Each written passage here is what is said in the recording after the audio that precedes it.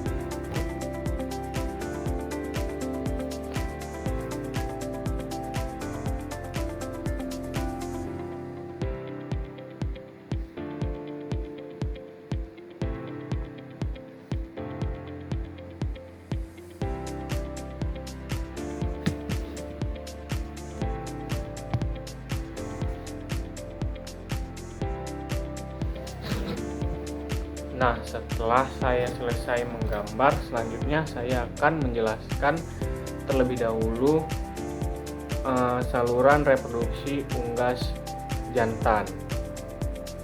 Seperti yang bisa kita lihat, testis pada unggas terletak di dalam rongga perut dekat tulang belakang.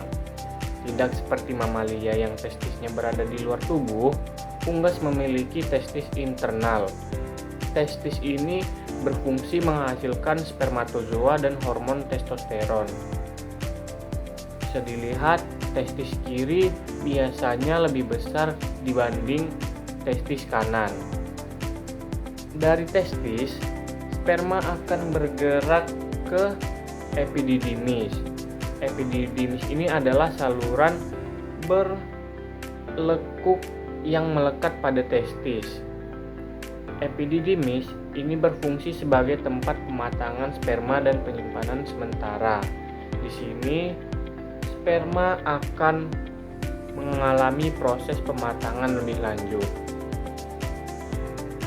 Selanjutnya, sperma akan bergerak melalui fase difference.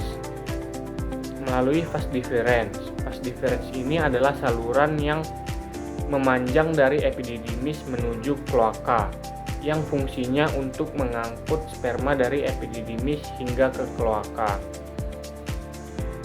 Yang terakhir, sperma akan sampai di kloaka. Kloaka ini adalah tempat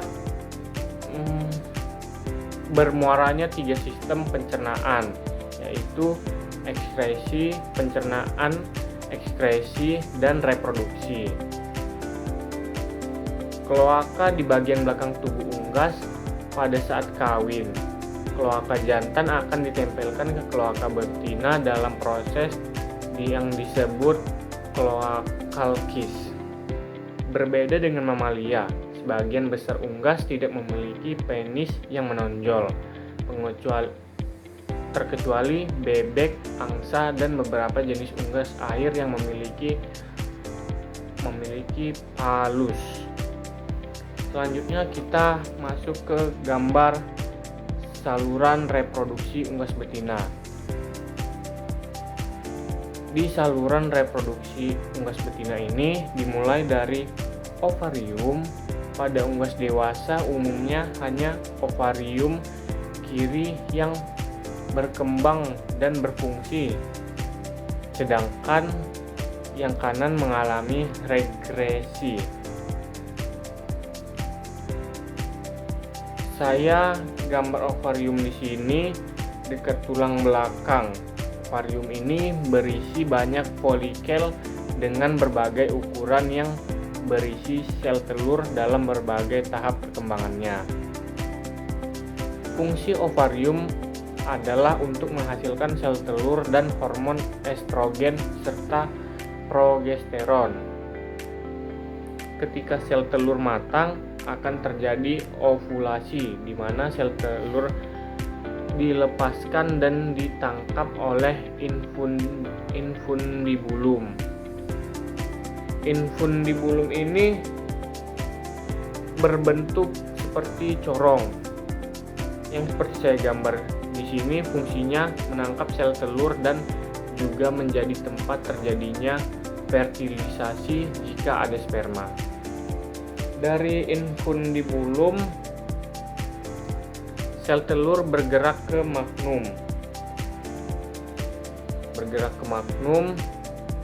Magnum ini adalah bagian terpanjang dari oviduk. Saya gambar di sini. Di magnum ini lah sebagai besar putih telur atau albumen dihasilkan dan ditambahkan ke kuning telur. Selanjutnya telur bergerak ke istimus. Istimus ini adalah bagian yang lebih sempit dari oviduct seperti yang saya gambar di sini.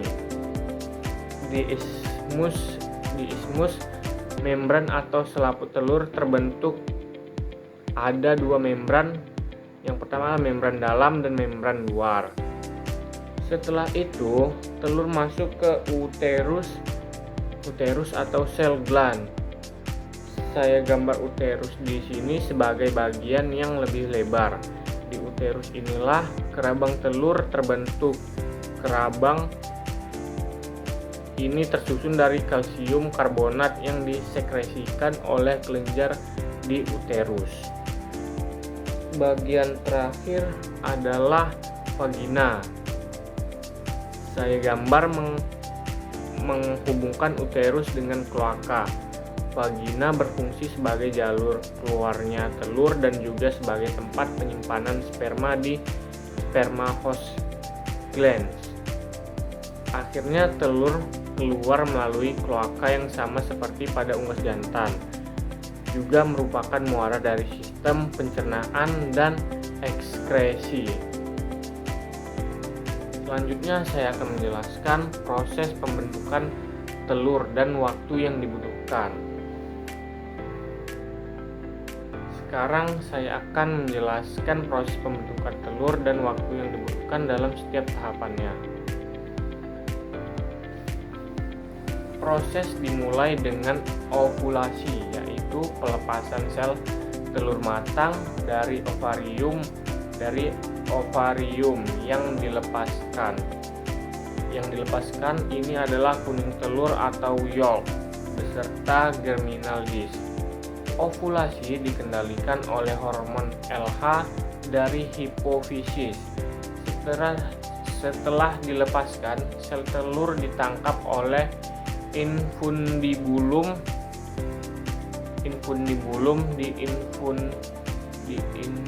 infundibulum. Jika ada sperma, fertilisasi akan terjadi pada germinal disk. Sel telur hanya menghabiskan waktu sekitar 15-30 menit di infundibulum. Kemudian sel telur bergerak ke magnum. Di magnum, putih telur ditambahkan. Proses ini memakan waktu sekitar 3 jam. Dari magnum, telur bergerak ke ismus. Di ismus ini membran telur terbentuk selama 1-2 jam. Setelah itu telur masuk ke uterus. Uterus ini menghabiskan waktu selama sekitar 18-20 jam selama berada di uterus.